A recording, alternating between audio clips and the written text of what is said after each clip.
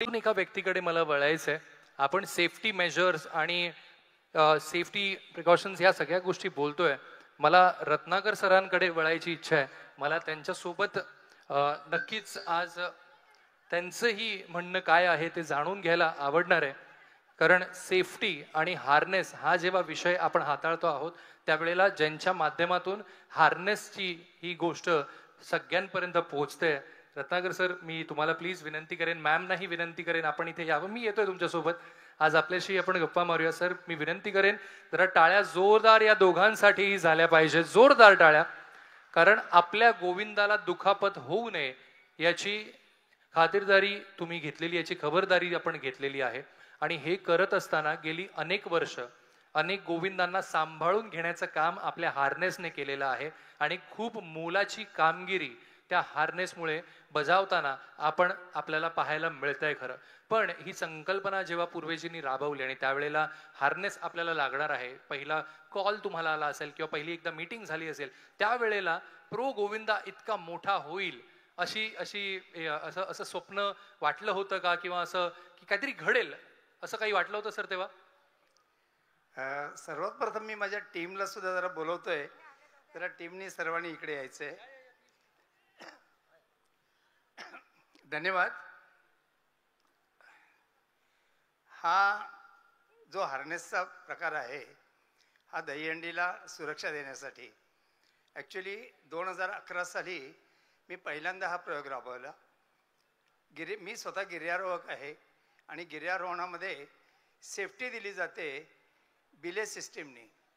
तर त्या बिले सिस्टीमचा उपयोग करून ह्या माझ्या मनात आलं की आपण ह्या गिरगावमध्ये बरेच मी ॲक्सिडेंट्स पाहिलेले आहेत, दहीहंडीमध्ये अपघात झालेले, आणि त्या मुलांसाठी काहीतरी करावं या एका संकल्पनेतून मी हा प्रयोग सुरू केला. 2011 साली मी पहिल्यांदा हा प्रयोग केला. त्यावेळी माझ्या मुलीवर मी पहिल्यांदा प्रयोग केला आणि तो सक्सेस झाल्यानंतर मला असं वाटलं की आपण सगळ्या दहीहंडींना हा सुरू करावा. त्याच्यानंतर मी पेपरमधून आवाहन केलं, पत्रकं काढून आवाहन केलं की आपापल्या परिसरामध्ये गिर्यारोहकांनी हा प्रयोग करावा आणि दहीहंडीच्या बालगोविंदांना संरक्षण द्यावं.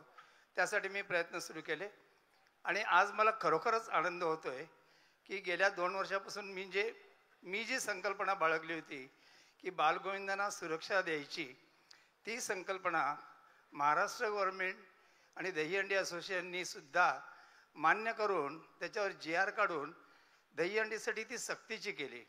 हा सगळ्यात माझ्या आनंदाचा क्षण आहे आयुष्यातला.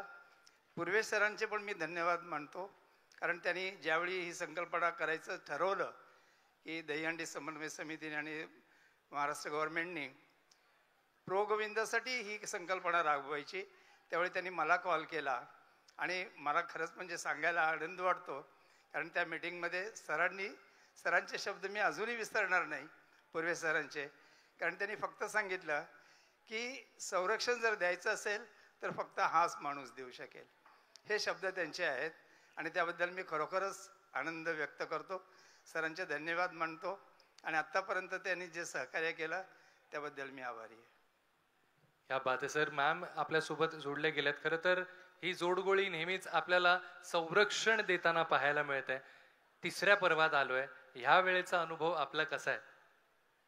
उत्तरोत्तर जी प्रगती होते ते बघून खूपच छान वाटतंय आणि पुढच्या वाटचालीसाठी खूप खूप शुभेच्छा.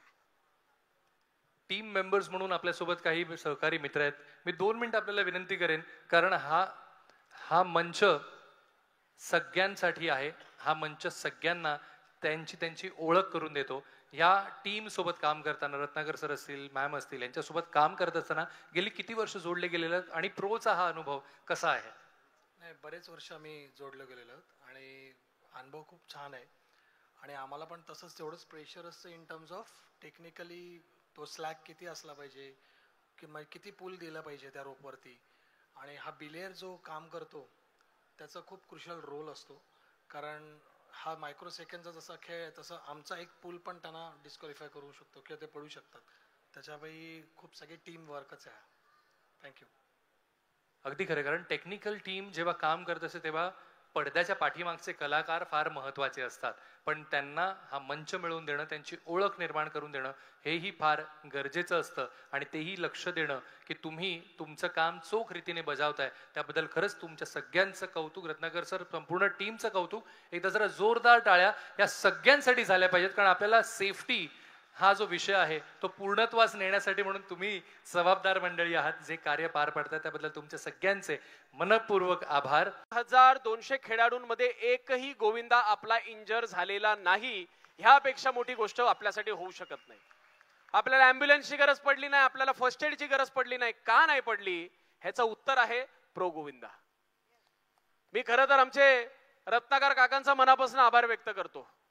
आपले हार्नेस, मला एक व्यक्ती बोला अरे हार्नेस का टेक्नॉलॉजी बहुत अच्छा है. मैं बोला ये हार्नेस का टेक्नॉलॉजी मोनोपॉली है. फक्त एकच माणूस करू शकतो आणि तो माणूस एकदम यंग मॅन आहे आमचा. त्यांचं वय फक्त 75च्या वरचं आहे. असे मी त्या यंग मॅनचं आज या ठिकाणी मनापासून अभिनंदन करतो.